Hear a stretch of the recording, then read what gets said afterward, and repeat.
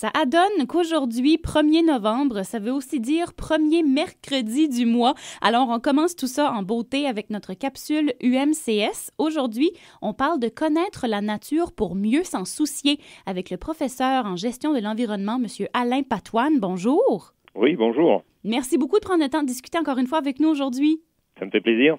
Bon, vous avez quand même un gros sujet, je trouve, connaître la nature pour mieux s'en soucier. Vous avez fait des observations là, au fil de vos cours, au fil de vos jasettes avec les plus jeunes? Oui, ben c'est ça. En fait, moi-même, je suis soucieux de l'environnement. J'ai toujours été préoccupé par les problèmes de pollution et tout. Et donc, ça fait partie de la matière que j'enseigne. Mais je commence à me poser la question, est-ce que pour bien se soucier de la nature, est-ce qu'il ne faut pas d'abord bien la connaître? Et je me pose la question parce que quand je reçois des élèves de 9, 10e, 11e, ou que je vais aux écoles donner un cours sur l'environnement ou sur la nature, je suis souvent surpris de voir à quel point on a de la difficulté à simplement nommer 2 ou 3 espèces de plantes.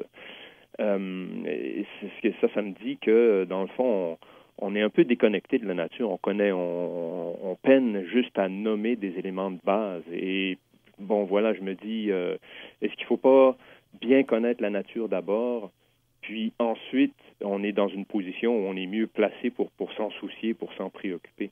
Oui, bien, dans le fond, quelle serait la meilleure façon de s'assurer qu'on connaît la nature dans laquelle on vit?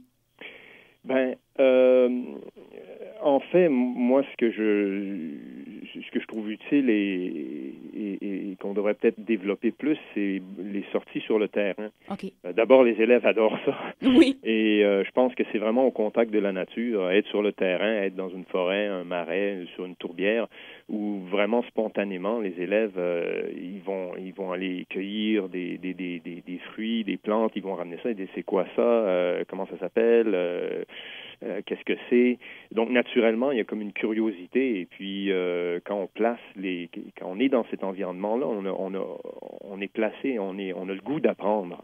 Donc ça, c'est une manière, mettons, d'augmenter nos connaissances face à l'environnement. Oui, absolument. Puis, on emmène des fois des élèves, mettons, sur le bord des plages pour faire le ménage du rivage, exemple. Mais quand ils sont rendus à la plage, on leur parle pas nécessairement des différentes espèces qui habitent là, des différents habitats et tout ça. On va vraiment juste nettoyer, puis après ça, on a terminé. Donc, on peut joindre l'utile à l'agréable. Oui, tout à fait. En fait, c'est un bon point parce que je pense que dans les parcours d'école ou académiques, il y a une grande emphase qui est mise sur, avec raison d'ailleurs, il y a une grande emphase qui est mise sur les problèmes environnementaux, les changements climatiques, la perte de biodiversité, la pollution, et avec raison, encore une fois. Sauf que j'ai peur qu'on soit en train de créer une situation où on devient comme inquiet, angoissé, préoccupé, puis qu'on est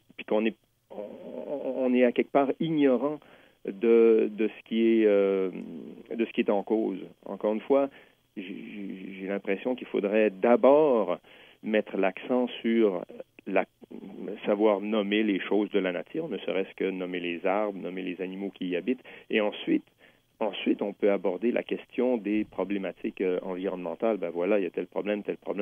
Et là, je pense qu'en tant qu'être humain, on serait mieux placé pour se soucier de ces choses-là, parce qu'on les connaît d'abord. On est capable de les nommer, on est capable de les distinguer, on est capable de connaître leurs fonctions. Et donc là, on serait capable, il me semble en tout cas, on serait mieux placé pour s'en soucier. Bien, bon point. Puis je pense qu'il y a peut-être différents organismes qui essaient de faire justement ça, essayer de faire apprendre des choses au plus de gens possible, comme par exemple, si je ne me trompe pas, c'est Imaginons la péninsule acadienne autrement, qui a publié différentes affiches concernant les arbres de la région, donc à des points spécifiques où les gens vont se rendre. Il y a des affiches qui parlent des différentes espèces d'arbres qui sont d'ici. Donc, en faisant tout simplement du vélo, on peut sur la véloroute trouver des pancartes et en apprendre plus sur les arbres. En allant visiter les tourbières rouges du côté de Miscou, on peut voir des pancartes qui nous parlent des espèces de plantes qui sont là aussi. Donc, c'est juste à nous de prendre le temps.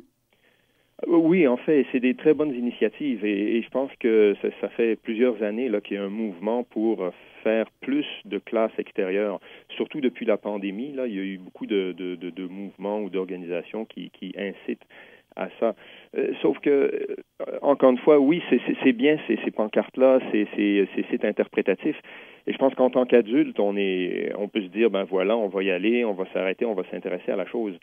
Mais je pense beaucoup aux élèves, aux primaires, aux secondaires.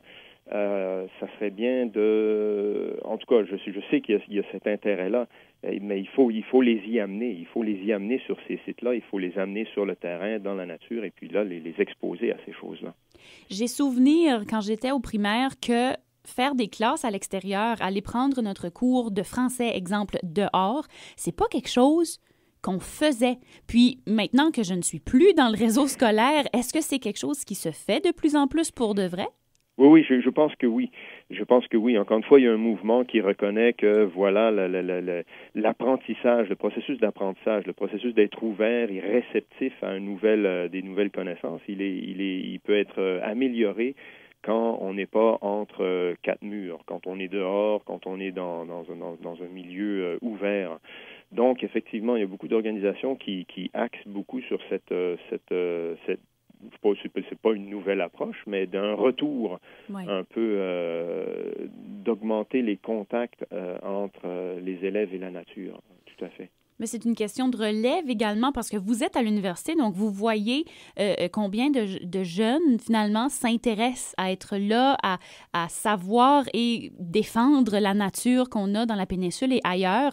Donc, si on va piquer l'intérêt direct aux primaires, ça pourrait être des gens qui, plus tard, vont se battre pour l'environnement, vont faire tout ce qu'ils peuvent pour aider. Oui, ou peut-être pas, mais au moins, on pourrait penser qu'on serait plus nombreux à savoir nommer les choses de base de la nature, que ce soit les plantes, les animaux ou les formes de paysage. Ça, c'est une richesse en soi. Encore une fois, je suis toujours un peu amusé de savoir quand je me demande devant une classe de me nommer quelques noms de plantes et puis vraiment, c'est un silence où les gens disent deux ou trois noms de plantes. Et après, là, je me dis, bon, ils sont peut-être gênés, ils veulent pas parler. Là, après, je demande, est-ce que vous pouvez me nommer des marques de voitures? Et là, c'est comme tout le monde en nomme une dizaine. Okay. Et c'est juste pour mentionner que on est très en contact avec notre environnement artificiel, si on veut. Juste pour prendre un exemple, la voiture, ça m'apparaît comme toujours un très bon exemple. On prend la voiture tous les jours. Il y a des publicités de voitures à la télé, dans les journaux. Je veux dire, c'est incontournable. Et puis, naturellement, tout le monde connaît et peut être capable de nommer une dizaine de marques de voitures parce que on peut pas y échapper. On vit dans ce monde-là, on vit dans cette dépendance. Mais pourquoi ça pourrait pas être la même chose pour les éléments de la nature? C'est ça qu'il faudrait atteindre, à mon sens, une meilleure connaissance des éléments naturels qui nous entourent et desquels on dépend aussi de manière peut-être plus indirecte, mais de manière plus essentielle encore. OK. Bien, on parle beaucoup des écoles, des classes vertes, ce genre de choses-là, mais les raisons pourquoi on est exposé à beaucoup de choses, souvent, c'est les réseaux sociaux, les différents médias, la télévision, Netflix et compagnie. Est-ce qu'eux aussi pourraient jouer un rôle dans tout ça? Je sais pas trop. On pourrait penser que oui. Ça fait des années, des décennies qu'on est un peu dans l'optique là de sensibiliser la population à la nature. Mais bon, pendant qu'on est devant Facebook ou pendant qu'on est devant la télé à regarder des informations sur la nature, on n'est pas dans la nature. Ouais. C'est ça le problème. Et je pense que il y a vraiment une différence entre lire un livre qui parle de la nature et être dans la nature. Je pense qu'il y a beaucoup d'apprentissage qui peut se faire quand on est dans la nature. Et je le vois quand je reçois des élèves du secondaire puis qu'on est sur le terrain. Ouais. On apporte les microscopes sur le terrain, on apporte du matériel et puis c'est tellement plaisant de voir la curiosité des élèves, puis leur dynamisme, puis leur enthousiasme face à tous les éléments, les brins d'herbe, le sable, les organismes dans le sable, tout, ils sont réceptifs et très stimulés. Exactement. Puis je me souviens aussi qu'au primaire, quand on sortait ces instruments-là, microscope, ce genre de choses-là, même juste des loupes, aussi simple que ça, aller regarder les fourmis et compagnie avec des loupes, on adorait ça. Bien, c'est la curiosité qui a été être piquée, puis le toucher, le concret, le réel. Oui, absolument, tout à fait. Et je pense que c'est ça le pouvoir de la nature, c'est quand on est dedans, on a cette curiosité-là qui surgit. Et à ce moment-là, le rôle de l'enseignant ou du professeur, c'est juste de canaliser ou d'orienter un peu cette curiosité-là. Mais au moins, il y a cette ouverture de l'esprit qui fait que l'apprentissage peut se faire dans ces conditions-là, peut-être de manière plus fréquente que quand on est entre quatre murs. Ouais. Ceci dit, c'est vrai que ça pose des défis. Aller sur le terrain, personne ne veut aller sur le terrain quand il pleut, il vente et qu'il fait froid. Donc c'est vrai que ça présente certains défis d'organisation. Il faut avoir un véhicule, il faut espérer que le temps va être coopératif. Donc ça se comprend que c'est facile à dire d'être plus souvent sur le terrain, mais c'est vrai qu'il y a des défis derrière ça. Donc, prenons le temps peut-être d'adapter ce qui se fait pour être capable de permettre aux plus jeunes de passer du temps dehors, de vivre la vraie expérience de la nature, de vraiment observer en nature ce qu'il y a à offrir côté péninsule acadienne. Ce qu'on a de plus beau, finalement, c'est notre belle nature. Professeur Alain Patoine en gestion de l'environnement à l'UMCS, merci énormément d'avoir été là avec nous aujourd'hui. Ça m'a fait plaisir.